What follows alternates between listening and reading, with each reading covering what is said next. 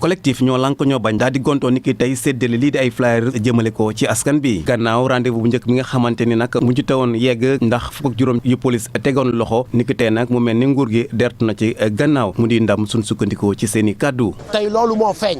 police bi ñu bëggoon a jàpp mu nekk police bi nga xamante ni moo war a aar sàmm képp kuy sénégalais am benn groupe bu ndaw bëggoon ko jël def ko police am tey police boobu bañ na ne du jël ay du nangu ay ordre yoo xamante ni dañ ciy yàq deru police tilimal ci deru police. tey fas yéene def doxu ñaxtu distribuer suñuy xobu flyers pour wax ne du dëgg du yoon ñuy yokk électricité bi courant bi du dëgg du yoon. ñoom ñooñee jàpp ni duñu nangu benn yoon lajjite Macky Sall ci yorinu kopparu réew mi mu koy gàll ci ndodd askan bi. bu courant bi pourquoi bul dara yokkee ñoom duñu wàññi seen salaire bëgg sénégalais génnee di yokk rek mais les sénégalais sont fatigués je pense que c'était le message à faire passer et que ñëpp ñu àndandoo wax ñoo lànk ñoo bañ.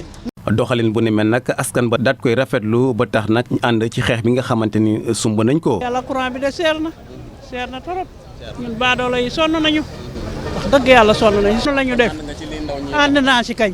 lii kañ bu ma amoon jot mën a ànd ak ñoom fuñ taxaw ma taxaw fa. ñu jàpp ni nag ci ndorteelu bile manifestation te nag kilifa ak Ousmane Wade bu mouvement FRAPP nag tegoon nañ leen loxo laataa ca mujjantal ba takk der yi di leen teggi loxo.